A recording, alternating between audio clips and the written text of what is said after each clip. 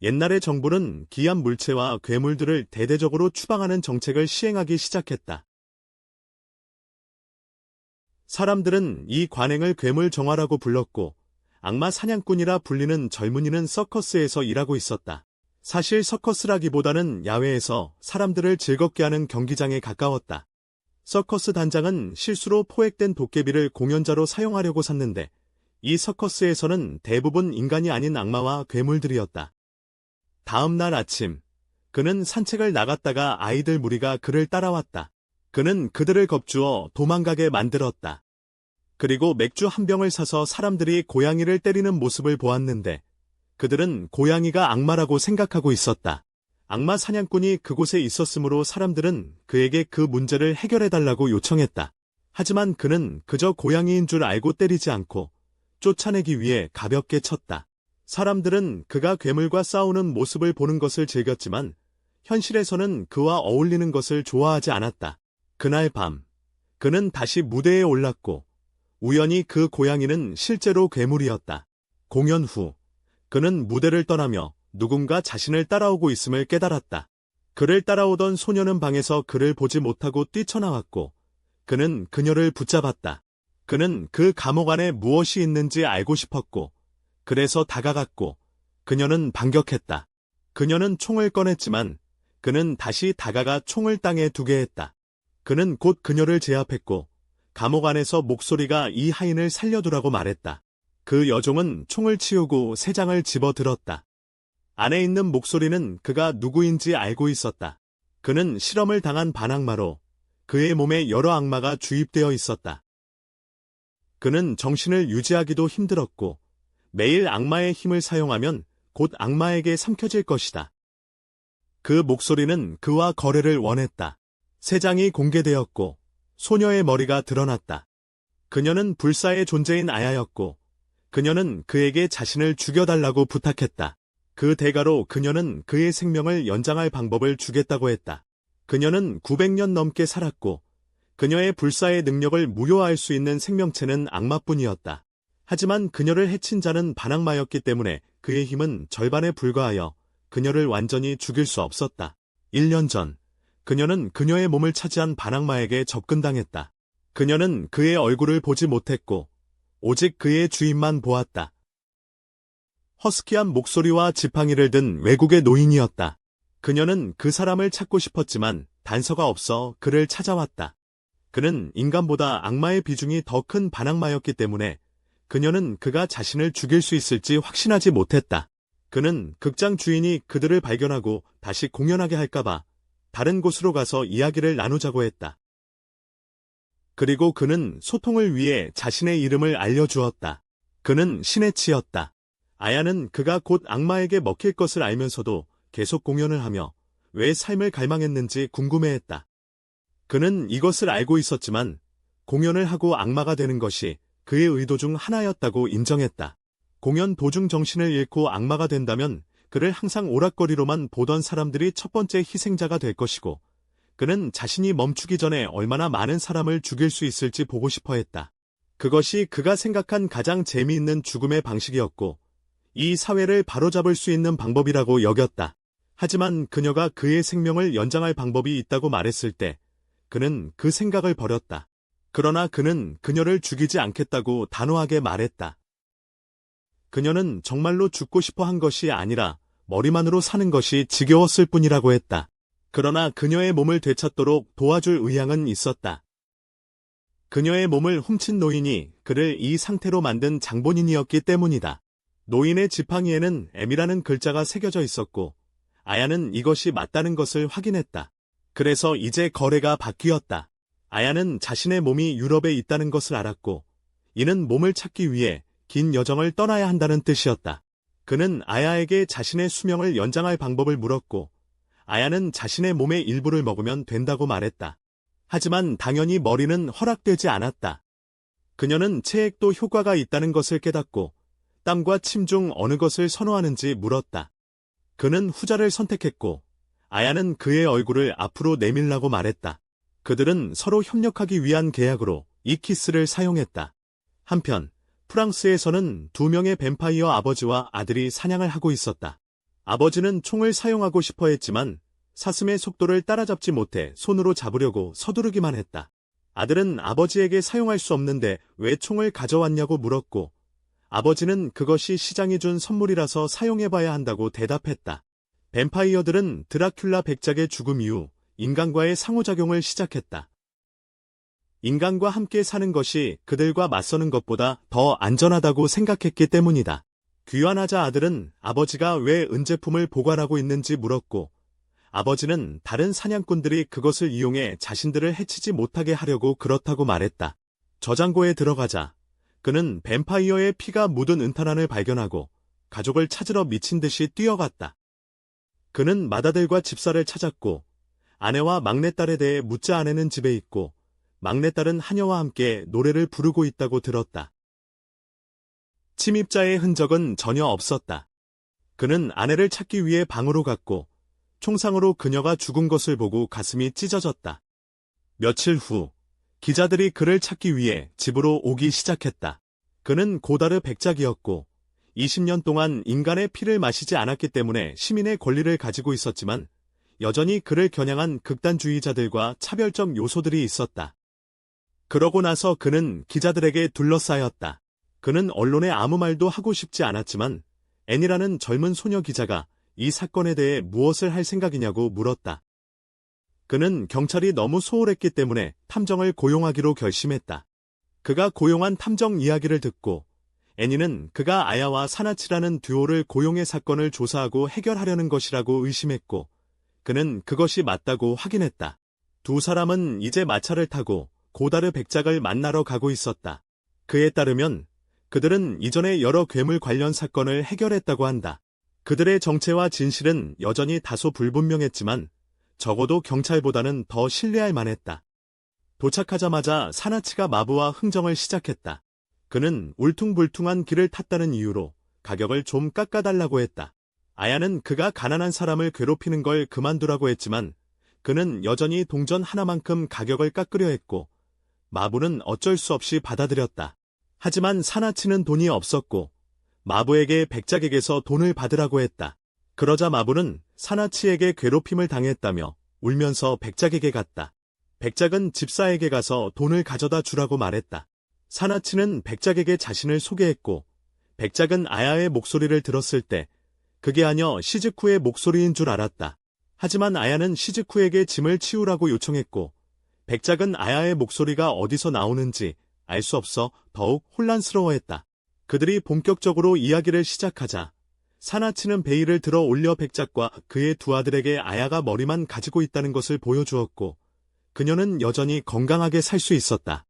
머리만 있었기 때문에 그녀는 주로 뇌를 사용할 수 있었다. 그녀는 백작에게 범죄 현장을 모두 다시 말해달라고 요청했다.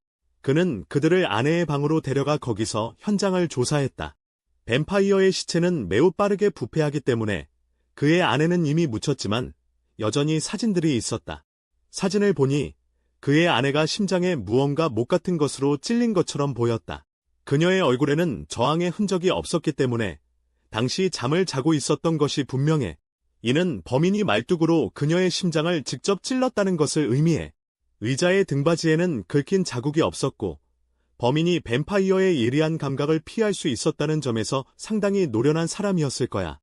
외부 상처는 없었으므로 범인이 현장에서 성수를 사용해 무언가를 은폐했을 수도 있어.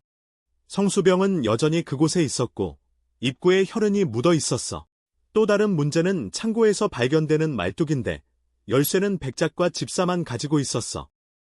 뱀파이어가 천을 통해서라도 은에 닿으면 치유할 수 없는 화상을 입게 돼. 이로부터 아야는 7가지를 추론했어. 첫째, 범인은 숙녀의 감각을 무사히 지나갈 정도로 가까운 지인이었을 것이다. 둘째, 왜 범인은 낮에 흡혈귀가 가장 약할 때가 아니라 밤에 행동했을까?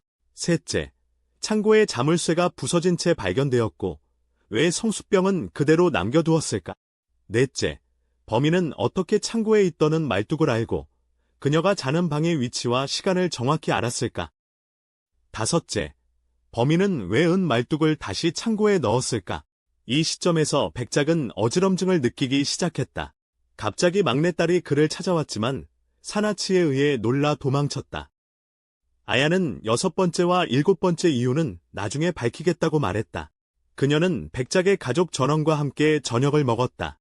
마부도 초대받았지만 그는 계속 의심스럽게 주변을 둘러보았다.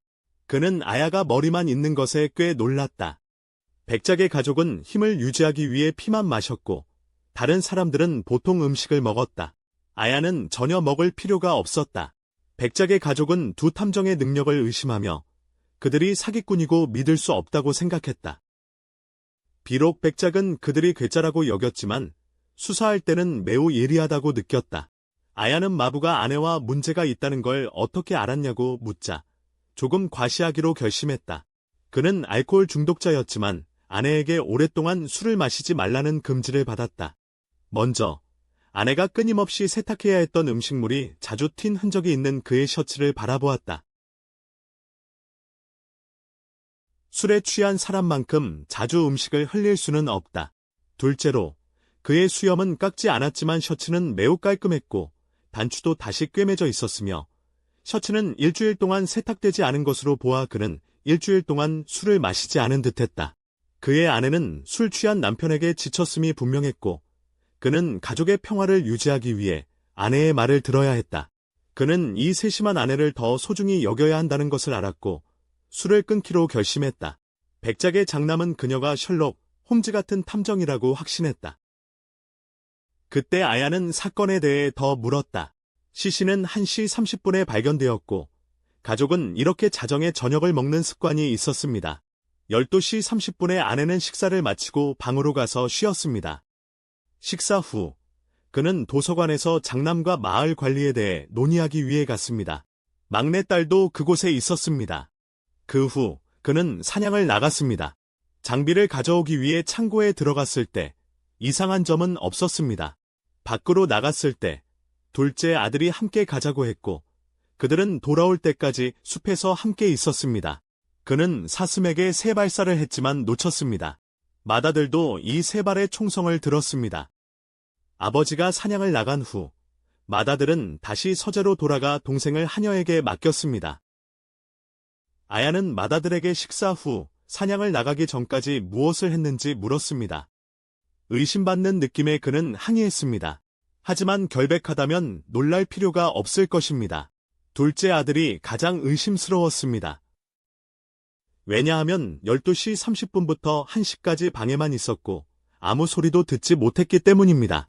아야는 하녀에게 12시 30분부터 1시 30분까지 무엇을 했는지 물었습니다. 그녀는 단지 정리를 하고 있었다고 말하며 그 후에 어린 아가씨가 오빠를 귀찮게 하는 것을 보았다고 했습니다. 그래서 그녀는 1시 30분까지 어린 아가씨와 놀았다. 그 사이에 그녀는 화장실에 약 1에서 2분 정도 갔다가 돌아왔다. 막내딸이 이를 확인했다. 부엌의 집사는 그냥 일하고 카운트 일정을 정리하고 있었다. 그 시간 동안 그는 항상 혼자였다. 설명을 들은 후 아야는 장남과 집사가 알리바이가 없다는 것을 알았다. 그녀가 범인이 집안 사람이라고 생각한 이유는 앞서 설명한 것처럼 외부인이 범인이라면 설명하기 매우 어려웠기 때문이다. 막내딸이 도망치자 하녀가 그녀를 쫓아갔다. 그들은 식사를 마쳤고 아야는 시주쿠에게 이 집의 두 하인을 감시하라고 요청했다. 장남이 범인일 가능성은 낮았기 때문에 그도 와서 어머니를 죽인 사람이 자신이 아니라고 두 사람을 협박했다. 아야 역시 그가 범인이 아니라는 것을 알고 있었다. 식사 중에 모두의 손을 관찰했기 때문인데 3명의 뱀파이어 중 누구도 손에 상처가 없어서 말뚝을 들지 않았다는 것을 증명했다. 지금 당장은 아야가 그 말뚝을 찾아 확인해야 했다. 그동안 시주쿠는 백작의 집에서 두 하인을 감시하고 있었다. 1시가 되었고 집사는 일하러 가려 했으나 시주쿠가 막았다. 하녀는 백작과 사나치가 숲으로 갔다고 알렸고 그 사이에 백작은 걸으면서 1000년 이상 살았다고 믿어지는 불사의 생명체에 대해 들은 이야기를 하고 있었다.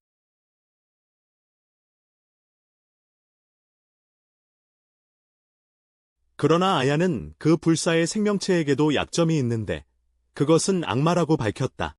악마는 불멸자를 죽일 수 있었지만 방어력이 매우 약해 총알 하나로도 죽을 수 있었습니다. 인간들은 거의 모든 악마를 소탕했고 이제 남은 악마는 매우 적었습니다. 백작은 그들이 각각 악마와 불멸자, 즉 자기 자신들을 이야기하고 있음을 깨달았습니다. 둘 다 정체가 드러난 걸 알고 더 이상 숨기지 않았습니다. 갑자기 백작이 매복 공격을 받자 그는 불을 끄고 그 사람을 쫓아가 잡아도 되는지 허락을 구했습니다. 백작은 사냥꾼을 매우 빨리 잡았고 아내가 죽은 줄 알았습니다. 그러나 아야는 그 사람을 살려달라고 부탁했습니다. 그 사람의 소매는 석탄 먼지로 덮여 있었고 그가 오랫동안 기차를 탔다는 증거였습니다. 그는 백작에게 죽임을 당한 사냥꾼의 복수를 위해 여기 왔다고 했어. 하지만 그 사람이 먼저 백작을 공격했기 때문에 백작은 자기 방어를 했을 뿐이었어. 그리고 그 사냥꾼의 이야기를 들려줬어. 그는 백작을 죽이려는 계획을 세웠고 도움을 받아 자신만만했대. 그 사냥꾼은 말뚝을 가져왔는데 그게 은으로 만들어졌다는 것도 몰랐대. 아야는 그 사람이 교훈을 배웠으니 백작이 그를 풀어주길 바랐어. 아야는 그 사냥꾼 덕분에 이제 더 이상 숲에서 방황하지 않아도 된다고 말했어. 그녀는 그가 돌아가서 모두를 모아 사건을 해결할 수 있게 해주길 원했어. 돌아오자마자 아야는 살인자가 이 자리 중 한 명이라고 선언했어. 장남은 믿고 싶지 않았지만 백작은 그녀의 말을 먼저 듣고 싶어 했다. 그녀는 7가지 의혹을 다시 언급했다. 첫째, 범인은 잘 아는 사람이라 백작 부인을 속일 수 있었다. 둘째, 범인은 낮이 아닌 밤에 범행을 저질렀다. 셋째, 범인은 현장에 병을 남겼다.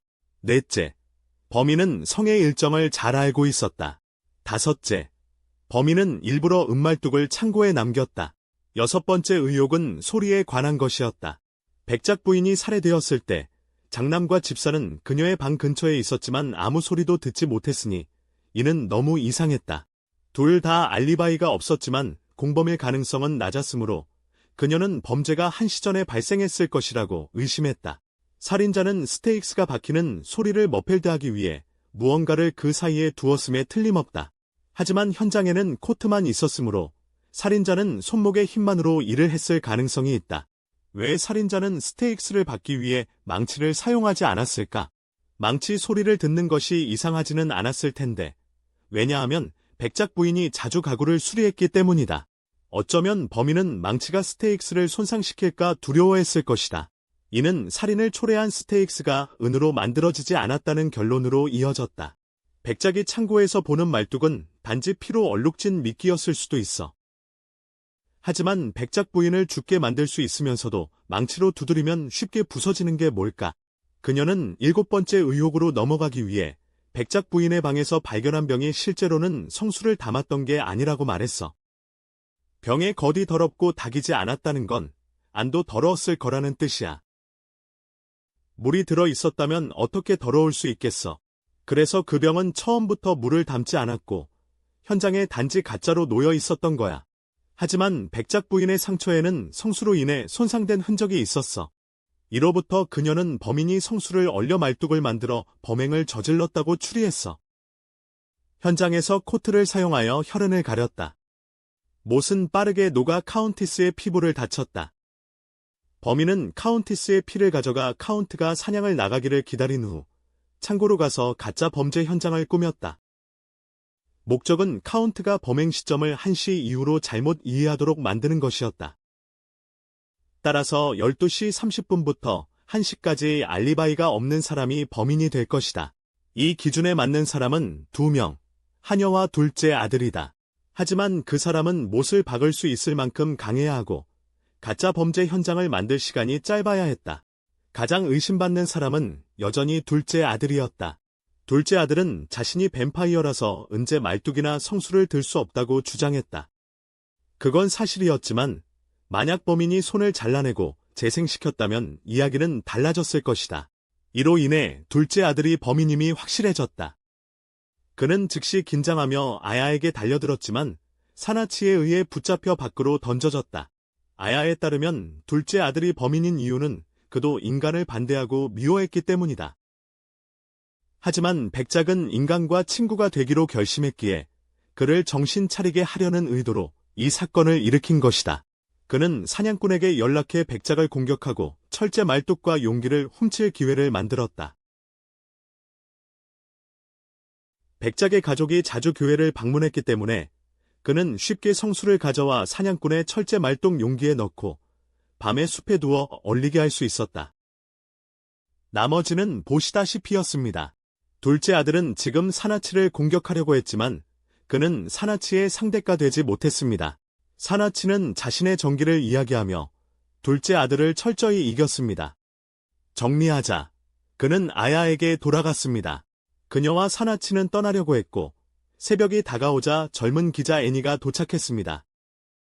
그 소녀와 사나치의 일행은 서로를 알고 있었기 때문에 애니는 아야가 머리만 있다는 것을 알고 있었습니다. 사나치는 그녀가 사건에 대해 문의하고 싶다면 시즈쿠에게 물어보라고 제안했으며 사나치는 다시 서로 쫓기 시작했고 아야는 백작에게 괜찮은지 물었습니다. 그는 아내를 잃었고 이제 아들도 잃었지만 여전히 세상의 진실을 밝혀야 했습니다. 아야는 지팡이를 짚은 사람에 대해 그가 최근에 그 사람을 만났고 런던으로 초대받았지만 거절했다는 이야기를 물었다. 새로운 단서를 가지고 사나치와 아야는 그들의 여정을 계속했다. 한편 기차에서는 두 명의 새로운 인물이 등장했다.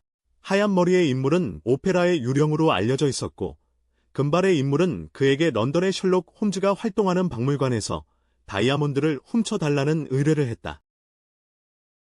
오페라의 유령은 그 일을 수락했다. 그 시점에서 사나치 일행과 아야는 런던에 도착했다. 영국 언론에 따르면 오페라의 유령을 고용한 사람은 궤도 루팡이었다. 기자 애니도 그들을 따라 런던에 왔다.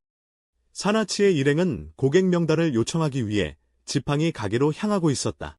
그들이 골목길로 들어섰을 때 두 명의 남자가 사나치가 가지고 있던 고객 명단을 원했다. 갑자기 그들은 경찰에 붙잡혀 차에 태워졌다. 차 안에는 체포된 쌍둥이도 타고 있었다. 아야와 다른 남자는 이 두 명이 무거운 물건을 나른 탓에 손목이 붉고 손톱 밑에 톱밥이 묻어있는 것을 보고 도둑이라는 것을 알아챘다. 그들이 도자기 같은 무거운 물건을 나르고 있었다는 증거였다. 그들의 정확한 추리가 한 명을 실수로 자백하게 만들었다. 신문은 철인이라는 유명한 인물이 그의 보물을 노리는 도둑 루팡을 조사하기 위해 탐정을 고용했다는 내용을 보도했다. 우연히도 그가 고용한 두 명의 탐정은 아야와 셜록 홈즈였으며 셜록 홈즈는 지금 이 차에 함께 타고 있었다. 경찰이 이것을 깨달았을 때 그들은 아이언맨의 저택으로 차를 돌렸다. 저택에서 우리는 아이언맨과 그의 집사가 80일 만에 세계를 비행한 기록을 세웠다는 것을 알게 되었다. 지금 저택 문 밖에 있는 애니는 두 명의 유명한 탐정을 보게 되어 들떠 있었다. 동시에 오페라의 유령도 이 소식을 들었다. 아이언맨을 만났을 때 그는 불사의 사람에 대해 들었기 때문에 아야를 만나는 것에 크게 놀라지 않았다. 아야는 자신이 괴물들만 조사한다고 생각했기 때문에 이 사건이 별 도움이 되지 않을 거라 여겼다. 하지만 그에게는 궤도 루팡이 괴물이나 다름없었다. 두 명의 탐정은 여전히 두 사람이 너무 많다고 생각했지만 사건을 진행했다. 명탐정 리팽은 19일 11시에서 11시 30분 사이에 페널티메이트 나이트라는 다이아몬드를 훔치겠다는 내용을 담은 편지를 보냈다. 이 이름의 유래는 다이아몬드가 검은색이기 때문이다. 그것은 귀중한 보석으로 방어가 튼튼한 지하에 보관되어 있으며 해자에 둘러싸여 있었다. 남쪽에는 사람이 들어갈 수 있을 만큼 큰 수로와 지하 수로가 있었다. 셜록은 해당 지역을 봉쇄했다. 다이아몬드는 100명 이상의 경비원과 경찰에 의해 보호받고 있었고 2명의 탐정과 100년 된 보험조합의 2명의 대표도 있었다. 리팽의 조사에 따르면 이 조합에는 고객을 보호하기 위해 모든 조치를 취할 7명의 강력한 회원들이 있었다. 그들은 모두 흰색 옷을 입고 있었으며 기술이 매우 뛰어났다.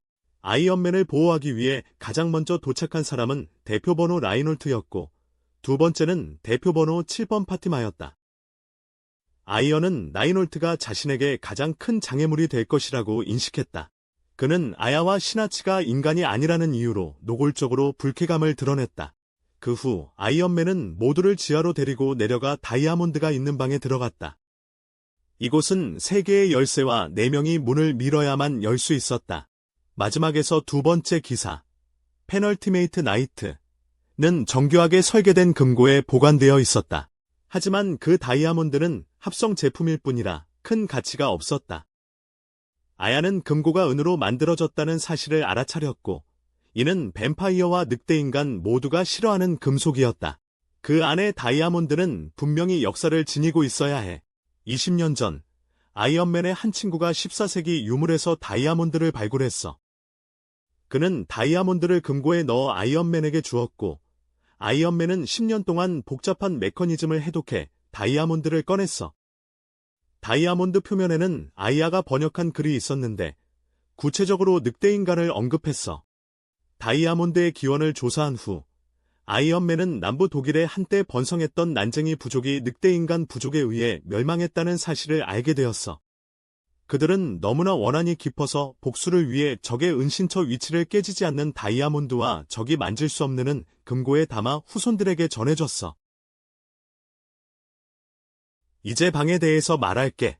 위에서 언급한 자물쇠들 외에도 방에는 외부와의 소통을 위한 마이크가 있고, 천장에는 나선형 통풍구가 철망으로 막혀 있어 사람이 통과할 수 없도록 되어 있어. 오늘 탐험은 여기까지 하자. 떠나기 전에 셜록이 아이언맨에게 뭔가를 속삭였다. 사나치가 아야에게 루팡을 상대할 방법이 있는지 물었고, 아야는 한 가지 방법을 떠올렸다. 1월 19일 오후, 사나치 일행은 강가에 앉아 있었다. 아야가 밀랍 인형 박물관에 가고 싶다고 해서 시즈쿠가 지도를 따라 길을 물으러 갔다. 그동안 왓슨의 조수와 셜록의 형은 눈앞에 앉아있는 사람이 셜록이 아니라는 것을 알아챘다. 셜록의 진짜 손톱은 그렇게 길지 않았기 때문이고, 진짜 셜록은 바로 뒤에 있었다.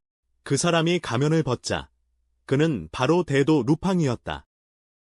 사나치 일행은 박물관으로 가는 지도를 따라가던 중 사나치가 셜록에게 인사하려 했지만 아야가 사라졌다는 것을 깨달았다.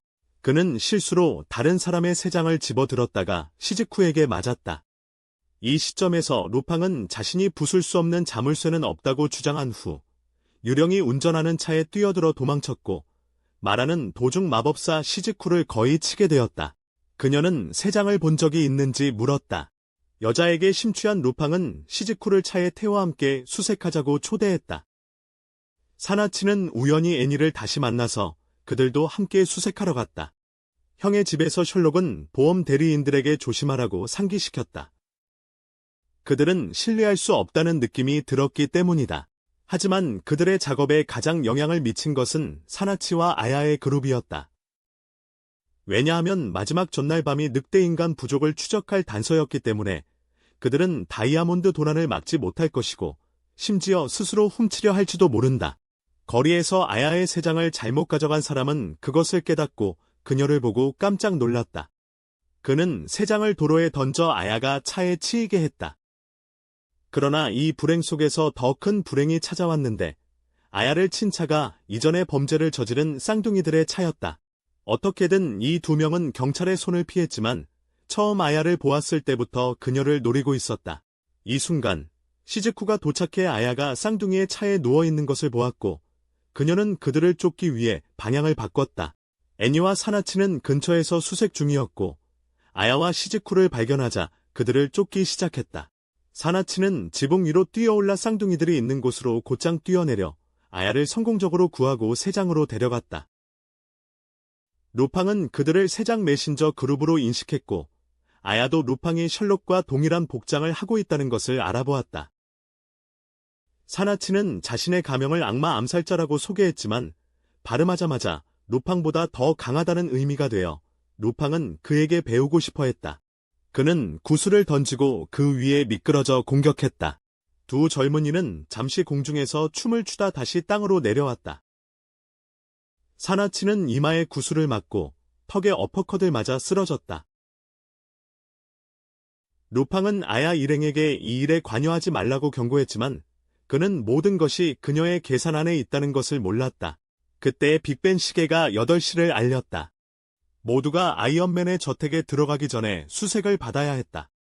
프랑스 경찰이 도착하자 셜록은 그가 변장한 루팡이 아닌지 확인하기 위해 수염을 당긴 후 악수를 하고 그를 안으로 안내했다.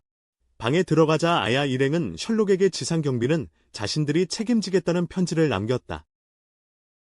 셜록은 괴물만이 괴물의 생각을 이해한다고 생각하며 그것을 무시했다. 나인홀트는 이 먼지 낀 방에 머무르길 거부했고 지상을 감시해야 한다고 주장했다. 셜록은 그것이 루팡을 잡기 쉽게 하기 위한 것임을 알고 그냥 놔뒀다. 그렇게 방에는 6명만 남았다. 약속된 시간까지 아직 3시간이 남았지만 모두 미리 문을 닫기로 했다. 모두 은색 금고 주위에 앉아 루팡이 어떻게 나올지 지켜봤다. 10시. 갑자기 아래 해자에서 폭발이 일어났다. 장교의 유니폼이 도난당했다는 소문을 듣고 셜록은 즉시 총을 꺼내 자물쇠들을 모두 쏴서 무용지물로 만들었다. 이 방은 완전히 봉쇄되어 아무도 들어오거나 나갈 수 없었어. 심지어 자물쇠 수리공을 불러도 뚫는데 5시간이 걸릴 거야. 셜록은 루팡이 어떤 자물쇠도 열 수 있다고 주장했기 때문에 이 아이디어를 떠올렸어. 하지만 애초에 자물쇠가 열리지 않는다면 아무 문제가 없을 거야. 이 말을 들은 주변 사람들은 셜록이 진정한 천재라고 생각했어. 10시 55분. 여전히 아무런 문제가 없자 아이언맨은 셜록과 왓슨에게 금고에 손을 대보라고 제안했어. 11시 10분에 방이 흔들리기 시작했어. 이전에 일어난 폭발로 해자에 물이 공기 통풍구를 통해 방으로 들어왔어. 셜록은 자신이 생각했던 것만큼 똑똑하지 않다는 걸 깨달았다. 루팡에게 조종당한 셜록은 자물쇠를 부수기로 결정했다. 이제는 도망칠 방법이 전혀 없었다. 지하에 사람들이 갇혀있다는 말을 듣자 나인홀트는 팬텀을 그들을 구하러 보내고 자신은 루팡을 감시하기로 했다. 지하에 있던 아저씨들은 물이 방을 완전히 채우지 않을 거라는 걸 알고 있어서 아직은 크게 당황하지 않고 있었다. 그들은 물이 차오르면 천장의 조각상에 매달릴 계획이었고 팬텀이 도착해 문을 부수고 그들을 구출하려고 했다. 그러나 물이 모두 빠지고 나자 금고는 정말 사라졌고 정확한 시간은 11시 30분이었다. 방에 자유롭게 드나들 수 없다는 것이 분명했음에도 불구하고 루팡이 금고를 어떻게 훔쳤는지 아무도 몰랐다. 그들은 다음에 무엇을 할지 생각하기 전에 먼저 몸을 녹이려고 했어. 하지만 그들이 벽난로로 돌아와 계획을 세우기 시작했을 때 셜록이 프랑스 수사관에게 수갑을 빌려달라고 한 뒤 그를 수갑으로 채웠어. 셜록은 그가 루팡이라는 것을 알아챘어. 다리 위를 걸을 때 그의 발소리가 다리에 삐걱거리는 소리를 내지 않았기 때문에 맥주배는 가짜였거든. 루팡은 바로 자백했고 금고를 훔친 방법은 물이 흐르는 곳에 밧줄을 넣어 방 안에서 밧줄을 금고에 묶고 공범들이 밖에서 금고를 끌어내게 한 것이었어. 루팡은 가면을 벗었지만 여전히 자신이 이겼다고 확신했어. 하지만 그 금고에는 다이아몬드가 없었어. 셜록이 미리 위치를 바꿔놓았거든. 진짜 다이아몬드는 저쪽 주머니에 있었지만 그곳에 없었어. 루팡은 다이아몬드를 손에 쥔 채로 연막탄을 사용해 탈출했어. 그리고 저택 전체가 루팡을 찾느라 혼란에 빠졌지만 그는 훔친 경비복을 입고 도망쳤어. 루팡은 일본 전설의 캐릭터인 이시카와 고멘과 비슷한 도시프로 묘사되었다. 그는 붙잡혀 끓는 물에 처형당했고 그래서 그의 추종자들은 분노하여 세상의 모든 냄비를 훔치기로 결심했다. 식당들은 사업을 위해 사용할 냄비가 없어서 가장 큰 문제에 직면했다. 그동안 루팡과 팬텀은 다시 만났고 한쪽은 다이아몬드를, 다른 쪽은 금고를 가지고 있었지만 금고 안에는 사실 아야가 있었다. 샤이니 씨는 냄비 도둑을 잡는 방법이 누군가가 안에 앉아 경비를 서는 것이었다고 했고 이제 그들은 루팡을 다루기 위해 비슷한 방법을 사용했다. 이야기를 마친 후 샤이니 씨는 인사를 했고 아야는 루팡이 그 당시 자신을 앤니로 착각했다며 샤이니 씨가 패배하도록 일부러 유도하여 루팡을 오만하게 만들었다고 밝혔다. 황혼이 지기 전 그녀는 아이언맨을 만나 금고에 숨겨달라고 요청했다. 그녀는 이 순간을 기다리기 위해 숨는 동안 금고를 단단히 닫아두어야 했다. 루팡은 자신이 노출되었다는 것을 알았지만 그의 팬텀이 샤이니 씨를 처리할 거라 자신하고 있었다. 하지만 팬텀은 도망쳤고 시즈쿠가 뒤쫓아야만 했다. 나인홀트도 도착해 모두를 한꺼번에 상대하겠다고 나섰지만 갑자기 밖의 다리가 파괴되어 탈출로가 막혀버렸다. 그러나 다리를 파괴한 이는 루팡이 아니라 M자형 지팡이를 든 남자의 무리였다. 그는 루팡을 찾기 위해 사람들을 이끌고 왔다. 그의 무리들은 모두 인간이 아닌 생명체들이었다. 그는 다이아몬드만을 목표로 했고 옛 친구들을 어떻게 처리할지는 그들에게 맡겼다. 그리고 그들은 학살을 위해 나뉘기 시작했다. 나인홀트는 루팡을 공격했지만 샤이니시도 겨냥했다. 그는 피하면서 루팡이 도망치는 것을 이용해 나인홀트를 혼란스럽게 해야 했다.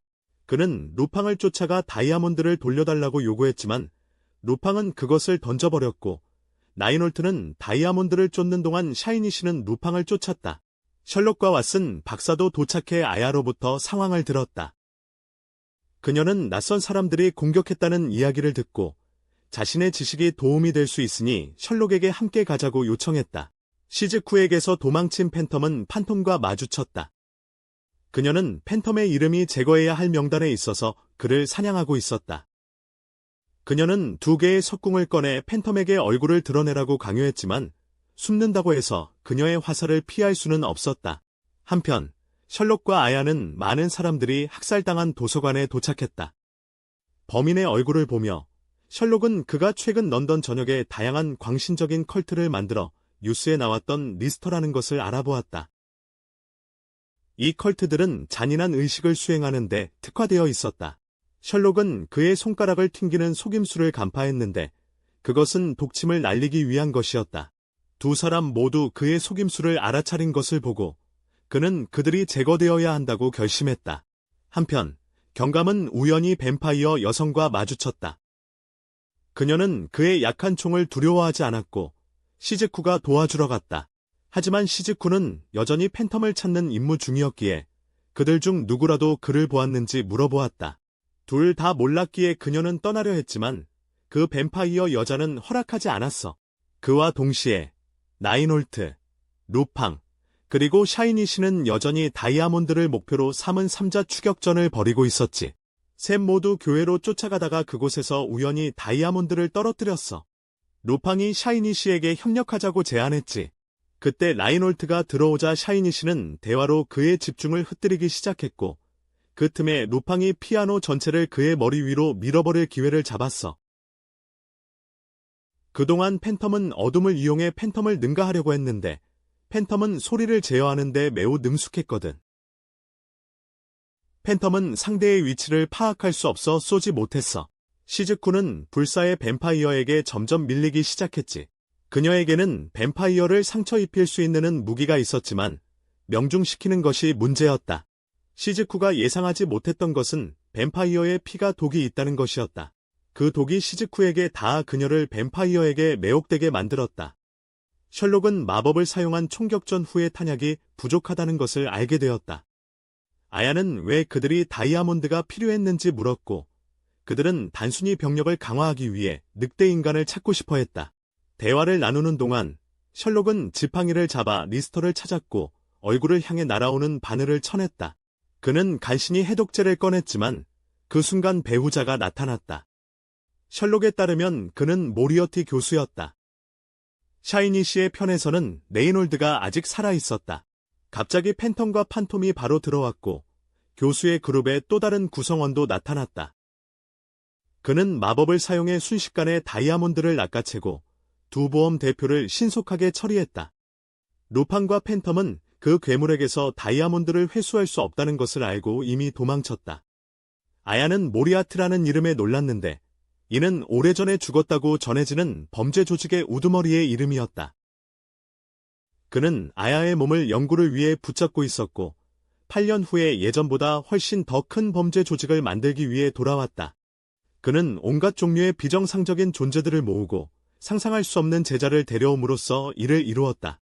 이 사람은 괴물의 몸을 요청했기 때문에 그는 이식, 수술에 대한 지식을 가르쳤다.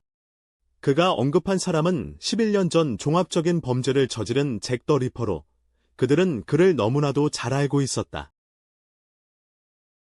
이 잭은 지금 샤이니시와 대면하고 있었다. 샤이니시는 짧은 교전을 벌인 후 잭이 자신과 다소 비슷하다는 것을 깨달았다. 모리어티 교수는 그와 잭이 일본으로 가서 악마와 불사의 존재 샘플을 찾았다고 밝혔다. 불사의 사람들로부터 세포의 악마를 이식함으로써 엄청난 재생 능력을 가진 강력한 전사를 만들 수 있었다. 그는 많은 피실험자에게 실험을 했고 대부분이 악마의 힘에 미쳐버렸지만 잭에게 수술을 하기 전 균형을 맞췄다. 그는 아야의 불사의 몸도 일종의 악마 혼종이라는 것을 깨달았고 누군가가 과거에 그녀에게 외과 수술을 했음에 틀림없다고 생각했다. 그녀는 이를 인정하며 자신에게 불사성을 준 그 사람을 싫어한다고 표현했다. 그는 그녀의 세포를 사용하여 잭이 악마 세포의 면역이 되도록 만들었다. 그 후 그는 다른 종들을 잭에게 주입하기 위해 잭을 모든 곳에 데려가기 시작했다. 그 결과 잭은 뱀파이어 특성을 가지게 되었지만 은에 대한 두려움이 없었고 햇빛 아래에서도 걸을 수 있었다. 이제 그는 늑대인간 특성을 목표로 하고 있었다. 간단히 말해 그는 이제 인간의 몸, 불멸성, 악마의 공격력, 그리고 뱀파이어의 재생 능력을 가진 생물을 가지고 있었다. 하지만 이 겉보기에는 무적처럼 보이는 생물은 여전히 약점이 있었고 그것은 샤이니시였다. 잭이 샤이니시를 심하게 이겼지만 샤이니시의 타격은 여전히 잭에게 특정한 부상을 남겼고 그의 회복 능력을 방해했다. 잭은 샤이니시가 모리아티의 탈출한 표본임을 기억했고 샤이니시는 잭을 그 노인의 곁에 항상 있는 사람으로 기억했다. 샤이니시는 그들을 여기까지 쫓아온 이유가 공연을 하기 위해서였다고 밝히면서 잭은 샤이니시의 목숨을 빼앗기보다는 무시하기로 결심했다. 뱀파이어 여자는 이제 시즈쿠를 유혹하려고 했다. 시즈쿠는 재빨리 근처에 십자가를 집어 뱀파이어를 찔러 극심한 고통을 주었고 뱀파이어는 시즈쿠를 끝장내고 싶어졌다. 그러나 잭은 모두에게 떠나라는 신호로 조명을 쏘았다. 잭이 원하는 것을 얻었다고 본 교수는 알레스터와 프랑켄에게 떠나라고 명령했다. 떠나기 전 그는 자신이 만들고 있는 조직의 이름을 공개했다. 그 이름은 나이트 피스트였다. 샤이니시는 셜록의 그룹과 아야와 다시 만났다. 시즈쿠도 무사히 돌아왔다. 그들은 루팡 일행이 어디로 갔는지 몰랐지만 셜록은 해자가 부분적으로 배수되어 루팡이 하수도를 통해 도망갔다는 것을 알고 있었다. 금고에 관해서는 루팡이 그 기회를 이용해 훔쳐갔을 것 같았지만 샤이니시는 그들이 자신의 공연을 보길 원했다. 잭은 조직으로 돌아와 교수에게 다이아몬드를 보여주려고 했지만 옷이 찢어진 것을 알아채지 못했다. 샤이니시는 잭에게서 재빨리 빼앗은 다이아몬드를 들고 있었다. 그 후 아야는 그 시를 해독했다. 그녀는 셜록에게 다이아몬드를 빛에 비춰보라고 했고 그 안에서 송곳니 숲이라는 글자가 나타났다. 그곳이 바로 늑대인간들이 사는 곳인 것 같았다. 샤이니시는 잭이 비슷한 행동을 했던 것을 기억했고 나이트 피스트도 이 정보를 알고 있을지 모른다고 생각했다. 몇 년 전, 두 마리의 늑대인간 어미와 새끼가 마을 사람들에게 쫓겼습니다. 그들은 탑에 숨어야 했지만 마을 사람들은 그들이 나가도록 허락하지 않았고 두 사람을 죽이기 위해 탑을 불태워 버렸습니다. 현재로 돌아와서 아야의 그룹은 독일 남부의 팡숲으로 떠났습니다. 아야는 모리아티의 사람들에게 매복당할 수 있으니 조심하라고 했습니다. 아야는 한 번 늑대인간을 만난 적이 있었습니다. 늑대인간은 세 가지 형태로 변신할 수 있었습니다. 인간 형태에서는 그들은 인간이었습니다. 짐승인간 형태에서는 그들은 인간보다 약간 우월했습니다. 하지만 완전한 늑대의 형태로 변하면 그들의 감각은 크게 향상되고 피부는 총알을 막을 만큼 단단해졌습니다. 갑자기 걷다가 아야의 일행은 수염난 남자를 만났습니다. 그는 셋 모두가 괴물을 조사하는 형사들이라는 걸 알아보고 마을 소녀가 늑대인간에게 납치되었다며 도와달라고 간청했습니다. 그들이 마을에 들어섰을 때 마을 사람들은 그들을 피했습니다. 아야는 아저씨에게 모든 이야기를 해달라고 부탁했습니다. 구체적으로 1년 전 마을 촌장의 손녀가 납치되어 다음 날 숲에서 죽은 채 발견되었습니다. 그녀의 머리와 등이 부러지고 얼굴은 심하게 망가지고 변형되었으며 한쪽 팔은 깨끗이 씹혀 있었고 몸에는 물린 자국이 가득했습니다. 4개월 후 이번에는 방앗간 주인의 딸이 납치되었고 그녀의 상태도 마찬가지로 끔찍했습니다. 또 4달이 지났고 밀주인의 딸이 다음 희생자가 되었다. 3건이 사건 모두 비 오는 밤에 발생했다. 시신에서 발견된 흔적들은 모두 동일했고 시신의 식별 특성도 모두 일치했다. 또한 어제 또 다른 어린 소녀가 납치되었다. 아버지가 문을 부수고 들어가려 했지만 범인은 소녀를 데리고 창문을 통해 도망쳤다. 하지만 어제는 비가 내리지 않았다. 8년 전, 마을 사람들은 어떤 재난도 발생하기 전에 늑대인을 마을에서 몰아냈다. 교회에 데려갔을 때 소녀의 아버지는 외부인을 늑대인으로 의심했지만 외부인은 3명이었기에 그런 논리는 성립하지 않았다. 탐정 그룹이 도착했고 아야는 그들이 소걸즈의 진짜 모습을 보도록 격려하지 않았지만 그들은 여전히 보고 충격을 받았다. 실종된 소녀의 아버지는 아야를 괴물이라고 불렀지만 오직 그녀만이 사건을 해결할 수 있었기 때문에 그는 들어야 했다. 아야는 범죄 현장을 보고 싶다고 요청했고 그곳이 매우 어수선하다는 것을 알아차렸다. 어젯밤 벽난로는 켜지지 않았으므로 범인은 벽난로를 통해 들어온 것이 틀림없다. 크기와 발자국으로 미루어 볼 때 짐승인간일 가능성이 있다. 그녀는 수염난 삼촌에게 이전 시체에서 이빨 자국을 가져오라고 요청했고 시즈쿠에게 그녀의 머리 크기만한 공을 가져오라고 부탁했다. 그녀는 어머니에게 그들이 어젯밤에 무엇을 했는지 물었다. 그들은 그냥 2개의 창문을 통해 정상적인 일상을 보냈다. 하나는 단단히 잠겨 있었고 고장난 것은 고쳐져서 열 수 없었다. 범인의 도주 방향은 명백했다.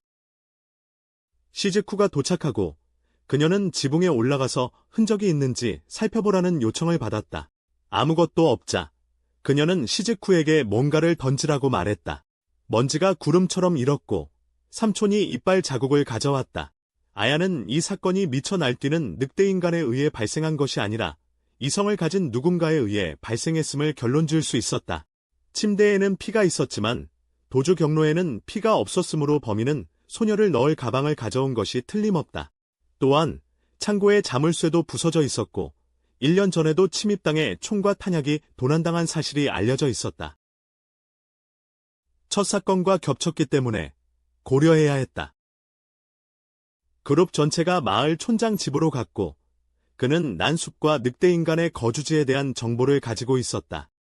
그는 그 다이아몬드에 대해서도 알고 있었고 그래서 아야는 그와 협상하기로 결정했다. 그녀는 그에게서 정보를 얻는 대가로 이 마을에서 늑대인간 사건을 해결하겠다고 했다. 촌장에 따르면 마을의 3명의 용의자 중에는 의사 1명, 엔지니어 1명, 그리고 예술가 1명만 있었다. 3사람 모두 마을 외부인들이었다. 늑대인간을 감지하는 방법은 향기로운 꽃이나 물병을 그들의 귀 근처에 두어 감각이 예민한 그들을 놀라게 하는 것이지만 3사람 모두 반응을 보이지 않았다. 늑대인간은 자신의 혈액, 생식, 특성을 조절할 수 있으며 이로 인해 현대의 늑대인간은 더 이상 은이나 성수에 두려워하지 않는다. 그래서 이제 늑대인간을 없애는 유일한 방법은 인간 형태일 때 죽이는 거야. 하지만 늑대인간 왕이 태어나면 모든 기존의 방법은 효과가 없어질 거야. 늑대인간 왕은 늑대인간들이 결국 늑대인간 부족의 신으로 여겨지는 존재를 낳는다는 전설이야. 그는 은의 면역이 있는 늑대인간을 본 적이 있었어. 과거에 한 늑대인간 가 마을에 와서 모두를 속였지. 하지만 다행히도 방금 납치된 소녀 루이스가 그들을 발견해 늑대인간을 마을에서 몰아내는 데 도움을 줬어. 그 이후로 그 소녀는 마을의 수호신으로 여겨졌어. 안타깝게도 그 소녀 역시 이제 정체불명의 범인에게 납치되었어. 더 알아보기 위해 메신저 무리는 엔지니어의 집으로 갔다. 약 13년 전, 그는 깊은 숲에서 부상을 입은 임산부를 발견했다. 그는 그 여자의 이름이 로즈라는 것을 알게 되었고, 그녀가 주인과 불륜을 저지르고 쫓겨난 하녀라고 생각했다. 당시 마을 사람들은 꽤 관대했기 때문에 그는 그녀를 마을로 데려와 돌보았다. 반년 후, 그녀는 제트라는 딸을 낳았다. 로즈는 주로 집에 머물렀고, 그녀는 지적이고 너그러운 사람이었다. 평화로운 삶은 계속되었으나 어느 날, 외모가 비슷했던 탓에 로즈는 루이스를 자신의 딸로 착각하고 자신의 늑대인간 정체를 드러냈다. 그 후 마을 사람들은 2 모녀를 산채로 태워 죽였고 이 엔지니어는 늑대인간 모녀의 2 해골을 직접 확인했다고 증언했다. 엔지니어는 의사를 믿고 있으니 이제 용의자는 여성 예술가 1명만 남았다. 탐정팀은 여성 예술가의 집으로 갔다. 5년 전, 그녀는 폭포를 그리기 위해 이곳에 왔고 풍경이 너무 아름다워서 그때부터 계속 여기 머물고 있었다. 피해자들의 부모가 그녀에게 아이들의 추모 초상화를 그려달라고 부탁했다. 그녀의 의견으로는 범인은 그냥 야생 늑대일 가능성이 컸다. 가끔 새벽이나 해질녘에 그녀는 평범하지 않은 황금빛 털을 가진 늑대를 보았다. 그녀는 마을 외곽에 살고 있기 때문에 늑대를 본 사람은 그녀뿐이었다. 그래서 이제 그녀도 주요 용의자가 되었다. 이 여성 예술가가 범인인지 아닌지는 불확실하지만 아야는 그녀가 예술가 가족에서 자랐고 미술학교를 졸업했다고 거짓말한 것을 알고 있다. 그녀의 펜을 잡는 모습은 진짜 예술가와 다르기 때문에 아야는 그 속임수를 간파했다. 아야는 이제 고아가 되었고 자주 차별받기 때문에 어릴 때부터 버려졌던 자신이 부끄러움을 피하기 위해 거짓말을 했다고 설명해야 했다. 탐정 그룹이 엔지니어가 로즈를 발견한 곳을 조사하느라 바쁘던 사이 야경 파티 그룹은 멀리서 그들을 지켜보고 있었다. 저녁에 아야는 삼촌 의사의 집에 있었다. 그는 그녀가 끌려갔을 때 루이의 비명을 들은 사람이었다. 아야는 루이의 휠체어를 봤기 때문에 루이의 부모가 그 소녀를 어떻게 대했는지에 대해 갑자기 물었다. 바퀴와 팔걸이는 더러웠지만 뒤쪽 손잡이는 매우 깨끗했다. 루이도 독립적인 성격을 배웠기 때문에 루이의 부모님은 그 소녀에 대해 전혀 신경 쓰지 않았을지도 모른다. 아야는 루이가 혼자 나간 적이 있느냐고 물었다. 대부분 그렇지 않았지만 약 1년 반 전 루이가 사라졌던 일이 떠올랐다. 황혼이 되어서야 마을 사람들이 강둑에서 그녀의 휠체어가 진흙더미에 끼어 움직일 수 없다는 것을 발견했다. 왜 혼자 나갔냐는 질문에 그 소녀는 화가의 집에 가고 싶었다고 말했다. 이제 아야는 이 마을 상황에 대해 더 많이 이해하게 되었다. 갑자기 2명의 손님이 찾아왔다. 그들은 즉시 싸움을 시작했고 온 사람들은 보험 조직의 3번과 4번이었다. 그들은 늑대인을 찾으러 여기 왔지만 이제 다이아몬드를 훔쳐도 어떻게 사용할지 모른다. 사나치는 오직 마을 장로만이 그것을 사용하는 법을 안다고 밝혔고 그는 아야에게 사건을 성공적으로 해결하면 알려주겠다고 약속했다. 두 측은 휴전을 결정했고 3번은 아야가 사건을 빨리 해결하길 원했다. 아야는 계속해서 사나치를 치료해야 했고 그는 시즈쿠가 자신을 질투하는 것 같다는 것을 느꼈다. 갑자기 그는 마을 사람들이 화가의 집을 둘러싸고 달려가는 것을 발견했다. 그녀는 모두에게 멀리 떨어져 있으라고 소리쳤고 모든 희생자를 잡아먹은 범인임을 자백했다. 그녀는 곧바로 늑대로 변신하고 돌진했다. 3번이 은총알을 썼지만 효과가 없었고 그녀는 도망쳤다. 탐정 그룹은 여성 예술가를 쫓아가 싸웠다. 사나치는 아야를 시즈쿠에게 맡기고 싸움에 뛰어들었다. 3번과 4번도 도착해 몇 발의 총을 쐈다. 시즈쿠가 도우러 가자 여성 예술가는 그녀를 피하고 아야를 강으로 던지려 했다. 시즈쿠는 앞으로 몸을 던져 아야를 밀쳐내고 자신은 폭포로 떨어졌다. 범인은 도망쳤지만 마을 촌장은 다이아몬드를 사용하는 방법을 공유하는 데 동의했다. 마을 입구로 가서 불탄 탑이 있던 자리에 서서 다이아몬드에 새겨진 시의 첫 글자를 통해 햇빛이 비치기를 기다리면 결과가 나타난다. 탐정 그룹과 보험 그룹은 이 지침을 따랐고 난숲에 있는 늑대인간 마을의 위치를 밝혀냈다.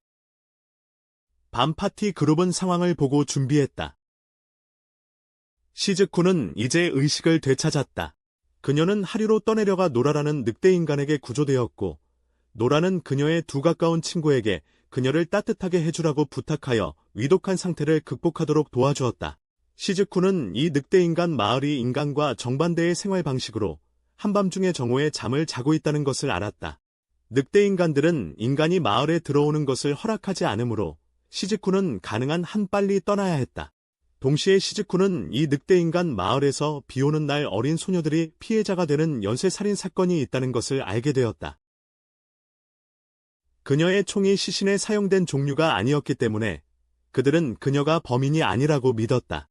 그녀는 아야가 도착할 때까지 기다려 주기를 원했는데 아야가 사건을 해결할 수 있었기 때문이다. 하지만 마을에 들어오는 사람이 많아질수록 더 어려워질 것이기 때문에 노라는 시즈쿠가 떠나는 것이 더 낫다고 생각했다. 그녀는 3명의 여자 늑대인간들을 위해 차를 끓였다. 그들은 모두 차를 칭찬했고 시즈쿠는 사건에 대해 더 알고 싶어 했다.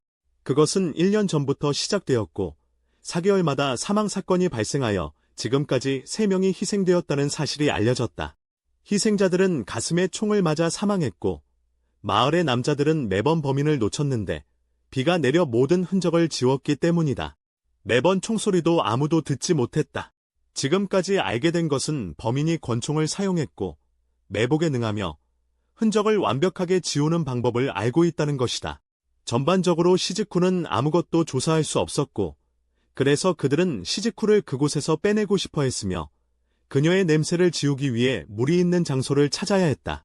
노라는 남자들을 유인하여 두 친구가 시즈쿠를 빼낼 방법을 찾을 수 있도록 도와줄 것이다.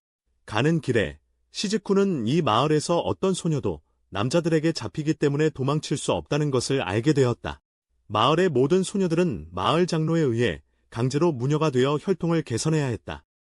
갑자기 남자들이 여전히 그곳에 있었기 때문에 두 소녀는 그들을 지나갈 때 앞에서 연기를 해야 했다. 작은 실수로 인해 시즈쿠의 정체가 늑대 인간들에게 드러났다.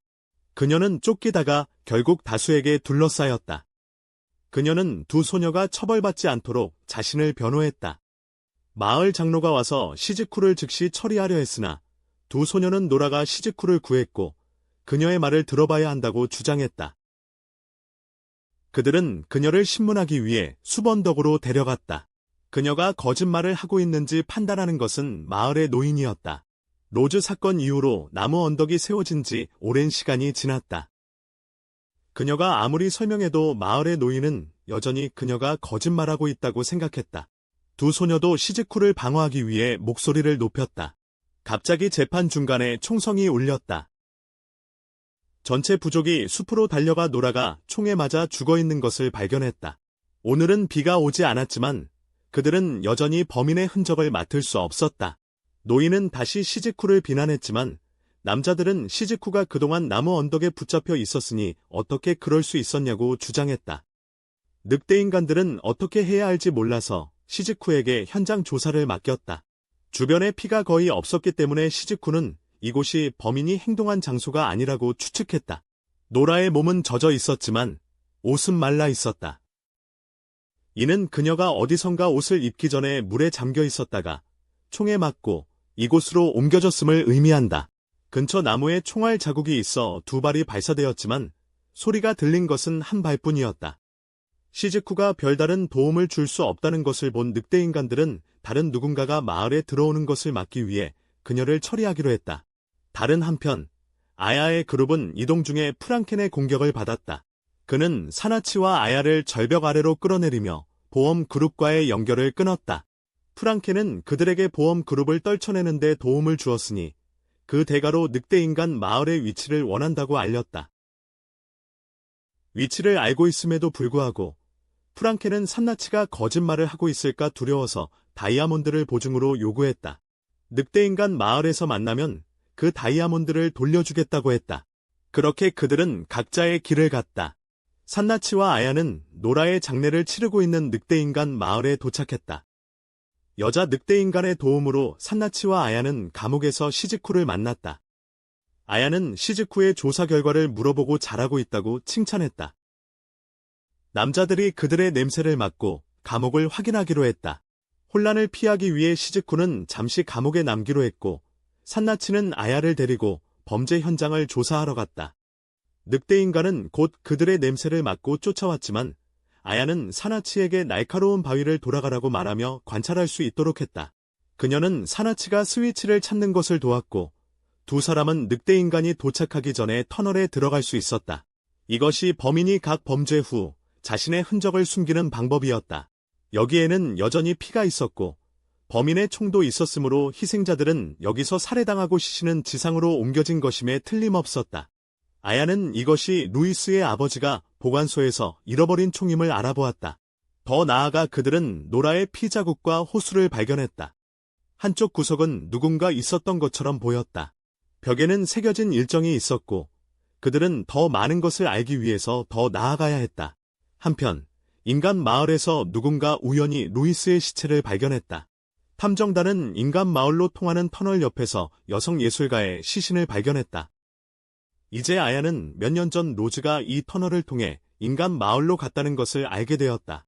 두 사람은 다시 의사 삼촌을 만나 루이스의 시신이 발견되었다는 이야기를 들었다. 루이스의 부모를 만난 아야는 그녀가 수호신이 되기 전 어떻게 대했는지 물었다. 그 당시 루이스는 혼자 걸을 수 없어서 짐으로 여겨졌다. 8년 전, 루이스의 부모는 그녀를 버리려고 했다. 그들은 그녀를 숲에 버렸지만 뜻밖의 그날 밤 로즈의 딸 제트가 루이스를 마을로 데려왔다. 루이스는 그날 밤에 늑대인간 모녀의 정체를 폭로했어요. 결국 루이스는 버려졌고 제트가 루이스를 구했으며 루이스는 자신이 버려지지 않기 위해 제트를 배신하고 마을에 도움이 되려 했어요. 루이스는 매우 똑똑했어요. 왜냐하면 그녀가 그들을 폭로하지 않았다면 마을 사람들이 조사해서 그녀의 부모가 그녀를 버리려 했다는 사실을 밝혔을 것이기 때문이에요. 아야는 이제 그 상황을 이해하고 늑대인간 마을로 다시 돌아가기로 결심했어요. 둘은 터널을 이용해 돌아가며 가는 길에 몇 가지를 편리하게 다시 살펴보았어요. 3번과 4번도 그 터널을 발견하고 마을 전체를 부르기로 했어요. 뱀파이어가 마을에 들어와서 마을을 타락시키기 시작했어요. 시누차의 그룹은 이미 시즈쿠를 감옥에서 구출했어요. 아야는 더 명확히 할 것이 있어 마을로 돌아가고 싶었다. 그녀는 다시 한번 여성 늑대인간에게 이 마을의 주민들이 밤에 살고 따로 살고 있다는 것이 사실인지 물었다. 확인 후 그녀는 시누차에게 늑대인간들을 산만하게 하도록 지시했다. 시즈쿠가 탈출했다는 소식을 들은 남자들은 행동하기 시작했다. 프랑켄과 알레이스터는 울음소리를 듣고 즉시 행동했다. 시누차는 자신을 쫓는 3마리의 늑대인간을 발견했다. 그는 영리한 전술을 사용해 하나씩 물리쳤다. 아야는 이제 늑대인간 부족의 묘지에 도착하여 마지막 단서를 확인하려 했다. 늑대인간 마을이 갑자기 불타기 시작했다. 3번과 4번이 마을 사람들을 이끌어 늑대인간들에게 복수하게 했다. 3명의 밤파티 멤버들이 늑대인간을 학살하기 시작했다. 아야는 여자 늑대인간에게 노라의 시신을 파내달라고 요청했다. 그녀는 시즈쿠에게 늑대인간들을 도우러 돌아가라고 말했다. 그녀는 남은 여자 늑대인간을 찾으러 갔다가 뱀파이어와 마주쳤다. 이 제4번은 프랑켄과 맞서 말싸움을 시작했다. 3번은 마법사와 마주쳤다. 잠시 후 아야는 모든 문제를 이해하고 마을로 돌아가 설명할 예정이었다. 다른 두 편이 싸우는 동안 넘버사는 프랑켄을 사슬로 묶었다. 하지만 시누치가 프랑켄을 도우러 왔다. 넘버사는 사슬을 매우 능숙하게 다뤄 시누치가 대처하기 어려웠다.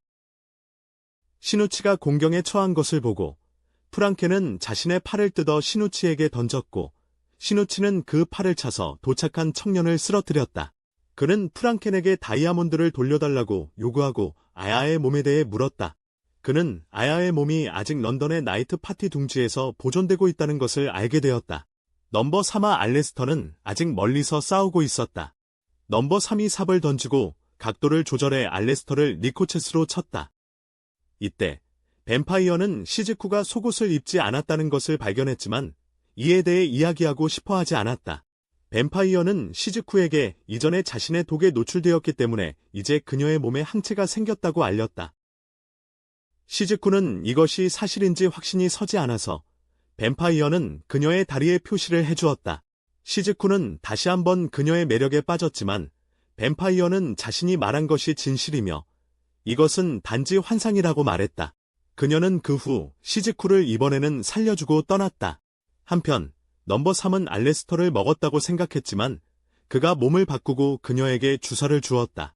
시누치와 아야는 다시 시즈쿠를 만나러 갔다.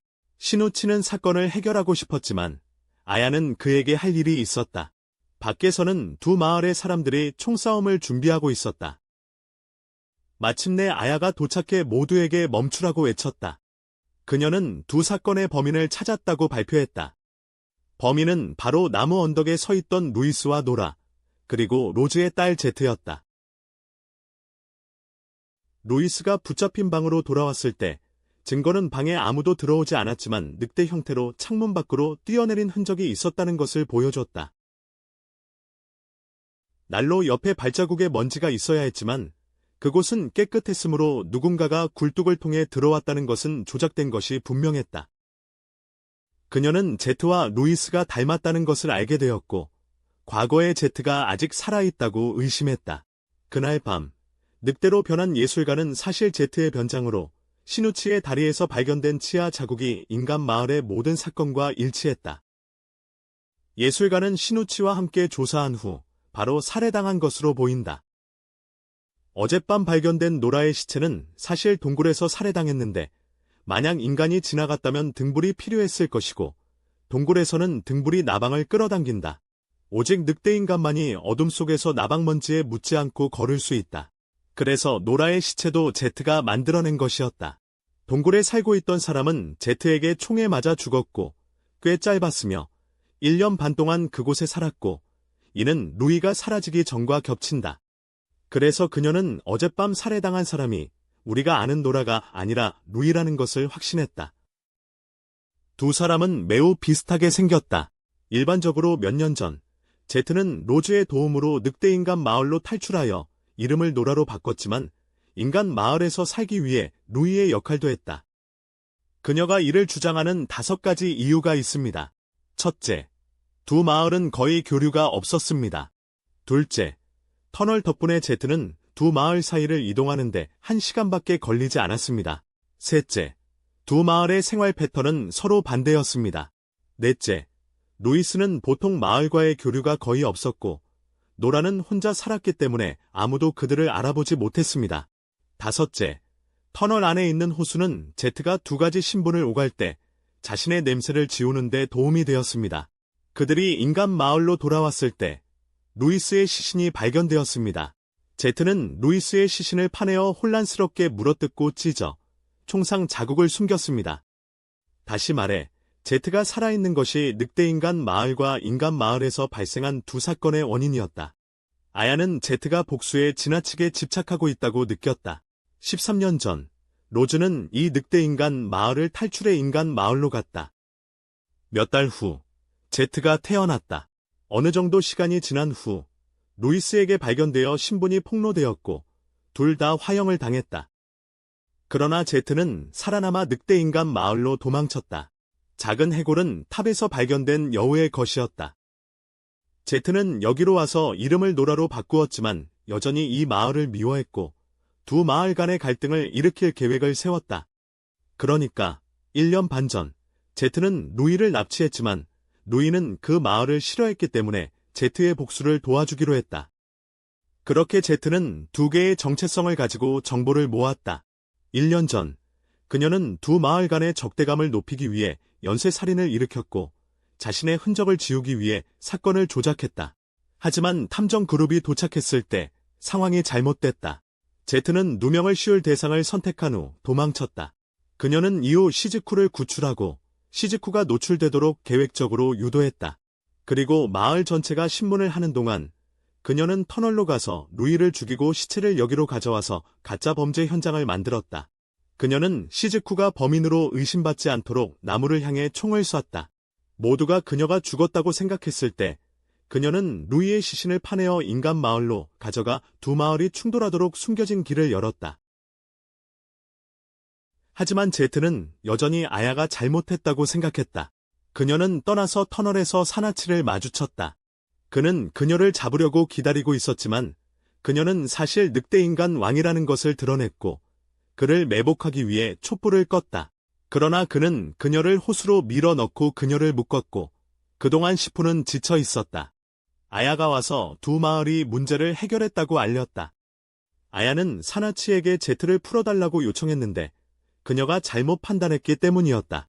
제트는 복수를 위한 계획을 실행하지 않았고 마을 장로가 정한 운명에서 마녀들을 해방시키기 위한 것이었다. 그녀가 늑대 왕이자 마녀였다는 사실은 누구도 그녀의 운명을 상상하기 어렵게 만들었고 그녀는 자신과 같은 사람들이 그 가혹한 운명에서 벗어나 도망치기를 원했다. 인간 쪽의 시신을 반복해서 재사용하여 늑대인간 쪽에서 죽음을 위장함으로써 그녀는 3명을 구하고 3명을 희생했다. 그녀의 잘못된 결론 때문에 아야는 그녀를 보내주었고 그들이 다시 만날 기회가 있다면 아야는 이번이 자신이 처음으로 잘못 판단하여 범죄자를 풀어준 순간이라고 느꼈다. 그녀는 두 마을 모두 자신들의 교훈을 얻었지만 아무것도 변하지 않을 것이라고 확신했다. 영화는 여기서 끝나며 다음에 무슨 일이 일어날지는 2부에서 알 수 있을 것이다. 잠시 안녕.